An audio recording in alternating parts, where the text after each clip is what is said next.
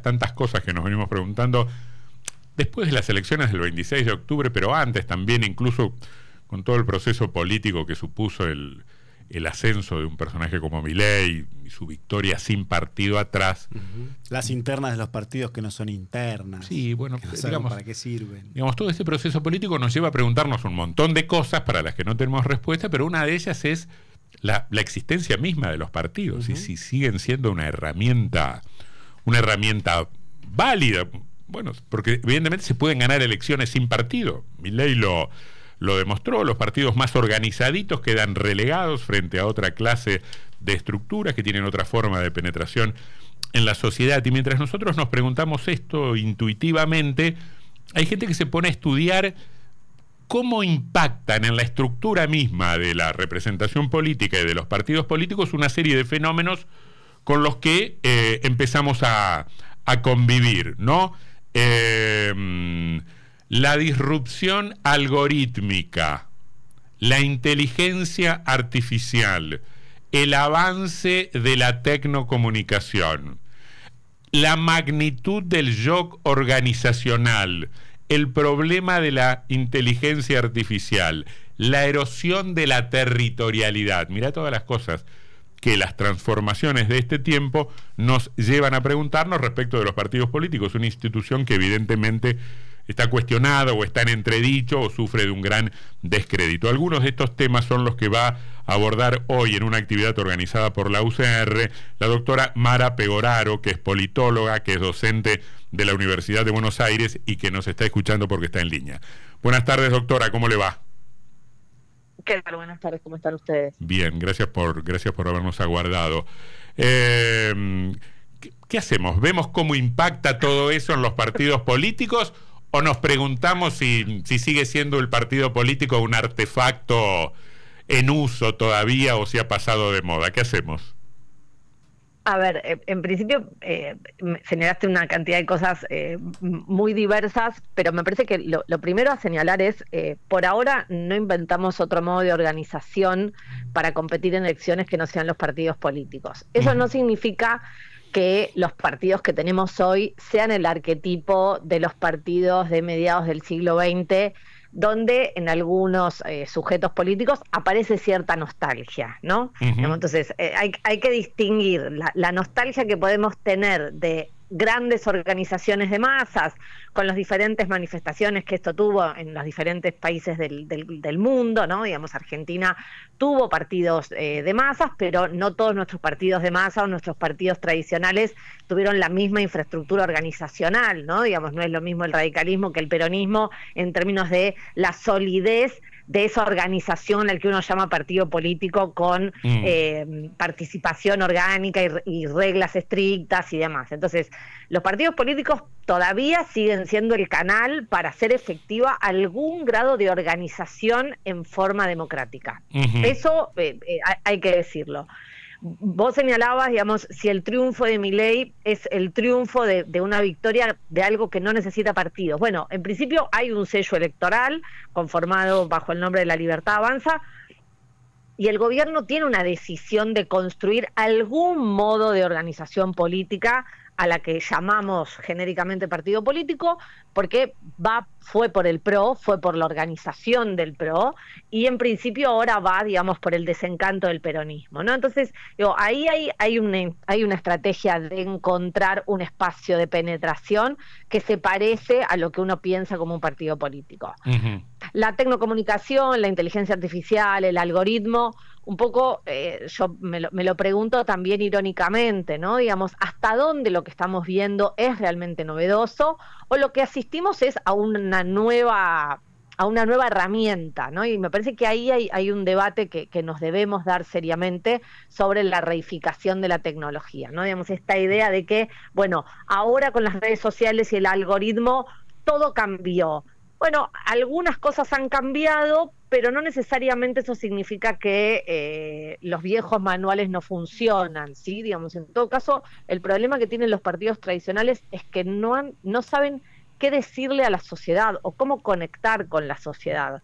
Pero esta idea de que ahora todo es emoción, en realidad siempre fue emoción. No es que ahora, digamos, tal vez lo que aparece ahora es que hay mayor grado de divulgación sobre el rol que las emociones juegan en nuestra vida cotidiana.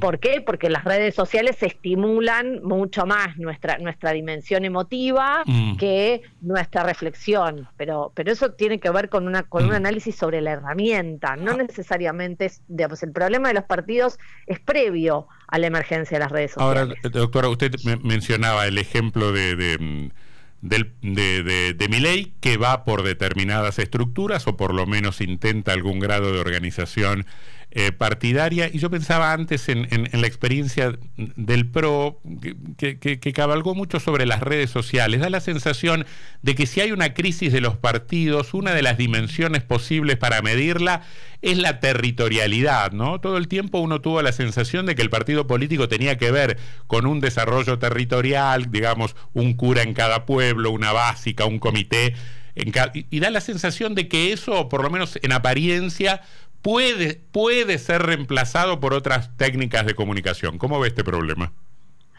Sí, coincido en que, digamos, la territorialidad como la presencialidad, digamos, si lo llevamos a un nivel más abstracto, empieza a compartir muchos más lugares con el mundo online, ¿no? Digamos, pero así como con la territorialidad no alcanza, ¿no? Digamos, sin la territorialidad no se puede, ¿no? Digamos, por ahora el voto, nos movilizamos para votar, por ahora tenemos una estrategia de presencia para la construcción política, para el diálogo en la política, aun cuando este diálogo pueda parecer poco fructífero o en realidad sea muy difícil sostener el diálogo. A mí me parece que el gran problema que tenemos hoy es un problema para la construcción del consenso a través del disenso, ¿no? Digamos que en todo caso, y ahí sí aparece una dimensión mucho más significativa de la no territorialidad o la no presencialidad. Digamos, vos a través de las redes sociales no estás obligado, y las redes te lo amplifican esto, a interactuar con alguien que piense distinto que vos, ¿no es cierto? Más bien al contrario, digamos, creás tu propia burbuja de consentimiento, y el gran problema que genera eso es vos entras a tu Twitter, entras a tu Instagram, entras a TikTok, y el algoritmo te produce una cantidad de contenido que a vos te satisface. Sesgos de confirmación. Y sí, trabaja también sobre tu centro de satisfacción, no con el sesgo de confirmación. Ajá, está bien. Entonces, en esa lógica, vos salís a la mañana de tu casa convencido de que tu mirada del mundo es la correcta. Digamos, si estuviste una hora en el celular y todo el mundo te dijo que tenías razón. Claro. Bien, saliste a la calle y te encontraste con alguien que te dijo que no tenías razón. A vos eso te vuelve intolerable. Digamos, eso te produce lo que se llama una disonancia cognitiva, de decir, pero si hasta 30 segundos yo tenía razón. Entonces empezás a rodearte de los que confirman, esto que vos decís, el sesgo de confirmación, que lo que vos pensás es lo que es. La realidad es que el problema, eso genera un problema democrático, porque la democracia es la construcción de consensos sobre la diferencia, no sobre la similitud. Entonces, yo diría que el gran problema que tiene hoy la no territorialidad o la no presencialidad es que se nos hace muy difícil dialogar con el que piensa distinto, porque la tecnología nos dice que somos todos iguales en nuestra micro burbuja. Doctora, Sebastián Martínez nos saluda. ¿Cómo se lleva en este sentido con la idea de tecnofeudalismo? De este poder de las grandes tecnológicas, de las big techs, que tendrían más poderes que los propios estados y por ende también de los propios partidos políticos, ante la ausencia del pensamiento crítico de las sociedades y la imposibilidad de ejercerlo en esta lógica de las redes sociales, como usted recién decía. ¿Qué tal, Sebastián? ¿Cómo estás? Mirá, la verdad es que yo soy un poco más escéptica en el sentido, digamos, por ahora es cierto que las grandes o las big tech tienen muchísimo poder y tienen la capacidad de generar niveles de influencia sobre la sociedad que reconfiguren algunas cuestiones. Por ahora los estados funcionan en términos de definir los parámetros de la conducta humana, ¿no? Digamos, y lo que está bien y lo que está mal, y no todos los estados han perdido capacidades, como uno puede pensar el estado argentino, que es un estado con capacidades cada vez más débiles. Yo creo que hay una competencia, lógicamente, pero eso yo no estoy preparada para declarar el fin del Estado como modo de organización social, en principio, digamos. Creo que las Big Techs, en algún punto, han sabido tener en el Estado un gran aliado, ¿no? Digamos, y Y el punto es hasta dónde, y ahí es una discusión mucho más honda del poder económico de este tecnofeudalismo, que es hasta dónde los estados deben regular o no lo que sucede en el mundo online. Y yo creo que ahí hay un debate sobre libertades mucho más complejo, que excede la dimensión de la política por la disputa por el poder, digamos. Un último punto. Seguramente que la nostalgia o la invocación a terrenos del pasado no sea la fórmula mejor para pensar este tiempo y el nuevo rol de los partidos políticos y sus nuevas estrategias, pero uno termina cayendo en esa inclinación frente a ejemplos concretísimos, ¿no? Uno advierte, qué sé yo, acá en Entre Ríos tuvimos 4 versiones de peronismo que compitieron el 26 de octubre, que no fueron a internas, que no saldaron sus diferencias internamente y que después de las elecciones se siguen mandando mensajes por los medios de comunicación y nunca discuten cara a cara. Yo que tengo algunos años en la cobertura de hechos políticos, le digo a los compañeros peronistas, a mí me encantaban los congresos que terminaban a los sillazos en Rosario Tala o en Nogoyá, porque por lo menos había 300 peronistas de toda la provincia mirándose las caras y diciéndose las cosas de frente. Eso no está pasando ahora. ¿Hay una nueva manera de saldar diferencias hacia el interior de esa estructura llamada partido político? A ver, me parece que hay como tres dimensiones en eso que vos señalás.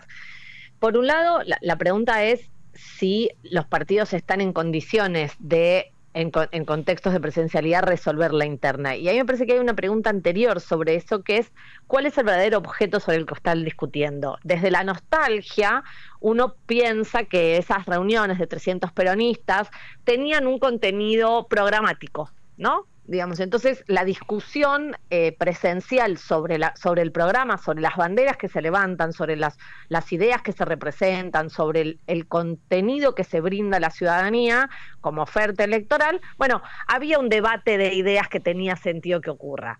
La verdad es que cuando uno piensa hoy en día el debate político está bastante vaciado de programas y los partidos tradicionales tienen muchas dificultades para poder definir qué banderas levantan. ¿No? Digamos, cuáles son esos elementos que los distinguen o que los diferencian. Entonces, en esa gran pregunta de, bueno, yo para poder ser un partido político, ser un candidato, una candidata atractiva, tengo que poder recortarme en el horizonte, tengo que poder distinguirme, diferenciarme. Y la realidad es que los partidos tradicionales por ahora no han podido resolver qué los vuelve diferentes, más que haber sido los artífices de otro tiempo. ¿No es cierto? Y me parece que la no presencialidad o el no debate programático tiene que ver con que no hay manera de responder esa pregunta, por lo menos por el momento. O no han encontrado la respuesta, ¿no? Digamos. Doctora, un gusto. Gracias por haber conversado con nosotros esta tarde.